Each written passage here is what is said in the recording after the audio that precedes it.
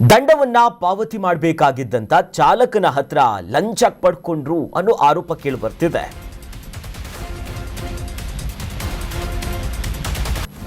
Fine ಅನ್ನ pay ಮಾಡಬೇಕಾಗಿದ್ದಂತ ಚಾಲಕನ ಬಳಿ ಲಂಚವನ್ನ ಪಡ್ಕೊಂಡ್ರು ಅನ್ನೋ ಆರೋಪ ಇದೆ. ಉಡುಕೇಶಿ ನಗರ ಟ್ರಾಫಿಕ್ ಹೆಡ್ ಕಾನ್ಸ್ಟೇಬಲ್ ಸಸ್ಪೆಂಡ್ ಆಗಿದೆ.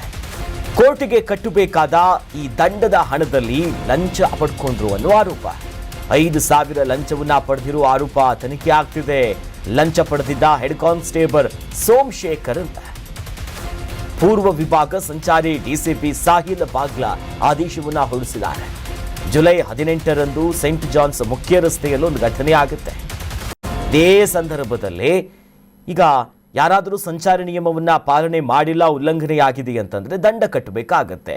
ಹೆಚ್ಚು ಬಾರಿ ಕೇಳಿಬರೋದು ಇಷ್ಟೇ, ಅದು ಕೋರ್ಟಿಗೆ ಕಟ್ಟಬೇಕಾಗಿರುತ್ತೆ. ಒಂದೇ ನೇರವಾಗಲೇ ಪಾವತಿ ಮಾಡ್ಕೋಬಹುದು ಅಥವಾ ಚಲನ್ ಬರೆದು ಕೊಡ್ತಾರೆ. ಒಂದಿಷ್ಟು ರೂಲ್ಸ್ಗಳಿರುತ್ತೆ. ಆದರೆ ಈ ನಡುವೆ ಒಂದಿಷ್ಟು ಲೆಕ್ಕಾಚಾರಗಳು ಮಾತು ನಡೆಯುತ್ತೆ. ಈಗ ಪುಲಕೇಶಿ ನಗರದ ಟ್ರಾಫಿಕ್ ಹೆಡ್ ಕಾನ್ಸ್ಟೇಬಲ್ ಅನ್ನ ಸಸ್ಪೆಂಡ್ ಮಾಡಿರೋ ಕಾರಣ ಇಷ್ಟೇ. ಕೋರ್ಟಿಗೆ ಹೋಗಬೇಕಾಗಿದ್ದಂತ ಹಣ ಈತ ಪಡ್ಕೊಂಡ. ಒಂದು 5,000 ರೂಪಾಯಿ ಲಂಚ ಪಡ್ಕೊಂತಿದ್ನಂತೆ. ಈ ಲಂಚ ಪಡೆದಿದ್ದಂಥ ಆರೋಪದ ಮೇಲೆ ಅವರ ಸಸ್ಪೆಂಡ್ ಆಗಿದೆ. ಪೂರ್ವ ವಿಭಾಗದ ಸಂಚಾರಿ ಡಿಸಿಪಿ ಸಾಹಿಲ್ ಅವರು ತೆಗೆದುಕೊಂಡಿರುವಂತಹ ಆದೇಶ ಇದು. ಜುಲೈ 18ನೇ ತಾರೀಕಿನಂದು ಘಟನೆ ಆಗುತ್ತೆ ನೋಡಿ. ಕಬ್ಬಿಣ ತುಂಬಿದ್ದಂಥ ಲಾರಿ ವಿರುದ್ಧ ಒಂದು ಕೇಸ್ ದಾಖಲಾಗುತ್ತೆ. ಪೀಕ್ ಅವರ್ನಲ್ಲಿ ಜನರಿಗೆ ತೊಂದರೆಯಾಗುತ್ತೆ ಅನ್ನೋದ ಕೇಸ್ ಹಾಕ್ತಾರೆ.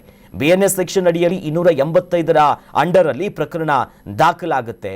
ವಾಹನ ಬಿಡಿಸೋದಾಗಿ 5,000 ಪಡ್ತಾನೆ ಸೋಮಶೇಖರ್, ಹೆಡ್ ಕಾನ್ಸ್ಟೇಬಲ್ ಸೋಮಶೇಖರ್. ಹಣ ಕೊಡುವ ದೃಶ್ಯನ ಈ ಚಾಲಕ ಸೆರೆ ಹಿಡಿತಾನೆ. ಒಳ್ಳೆ ನಡೆಯಿತು.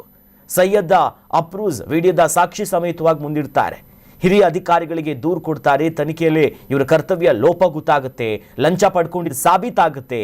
ಹೀಗಾಗಿ ಹಿರಿಯ ಅಧಿಕಾರಿಗಳು ಹೆಡ್ ಕಾನ್ಸ್ಟೇಬಲ್ ಹಣ ಪಡೆದಿರುವಂತ ಹೆಡ್ ಕಾನ್ಸ್ಟೇಬಲ್ ಅನ್ನ ಅಮಾನತುಗೊಳಿಸಿ ಇಲಾಖಾ ತನಿಖೆಗೆ ಆದೇಶವನ್ನ ಕೊಟ್ಟಿದ್ದಾರೆ.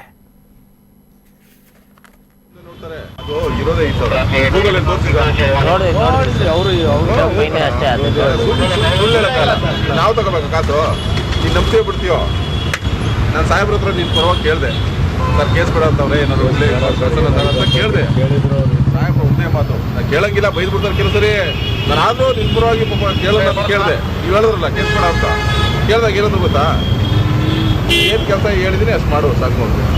ಒಂದು 500,000 ಮಾಡಿದ್ದೀನಿ ಸರ್. 5,000 ಹಣ ನಾನು ಕೇಳಿದೆ ಕಣ, ನೀನು ನಂಬಿಕೆ ಬಿಡ್ತೀಯೋ? ಕೇಳಿದ್ರಿ, ನನಗೂ ಗೊತ್ತು. ನನ್ನ ಸೈಡ್ಗೆ ಹೋಗ್ಬಿಟ್ಟು ಫೋನ್ ಮಾಡಿದ್ದೆ. ಸೈಡ್ಗೆ ಹೋಗಿ ಫೋನ್ ಮಾಡಿದೆ. ಈಗ ಸಾಹೇಬ್ರು ಅವೆಲ್ಲ ಬೇಡ, ಕೇಸ್ FIR ಮಾಡಿಸು ಅಷ್ಟೇ, ಒಂದೇ ಮಾತು. ನಾನು ಇನ್ಸ್ಪೆಕ್ಟರ್ಗೆ ನಾವು ಉಲ್ಟಾ ಮಾತಾಡೋದು. ನೀವು ಕೇಳಿದ್ದೆ, ಅದು ದೊಡ್ಡ ಮತ್ತೆ ನಮ್ಮ ಸಾಹೇಬ್ರುಗಳೇ ಕೇಳಕ್ಕೆ ಹಿಂದೆ ಮುಂದೆ ನೋಡ್ತಾರೆ. 9 ಗಂಟೆಗೆ ಆದ್ಮೇಲೆ ಸಾಹೇಬ್ರು ತಿಳ್ಕೊಂಡು ನೋಟಿಸ್ ಇದ್ದ ಕೇಳಿದ್ರೆ ತೋರಿಸಿ ನೋಡ್ತಾನೆ. ಈಗ ತಾನೇ ಹಾಕ್ಸ್ಕೊಂಡು ಹೋಗ್ತಾ ಇದ್ದೀನಿ ಕೇಸ್ ಅಂತ ಹೇಳ್ಬಿಟ್ಟು ಗಾಡಿ ಬಿಟ್ಟಿದ್ದಾರೆ ಸೇಫ್ಟಿ.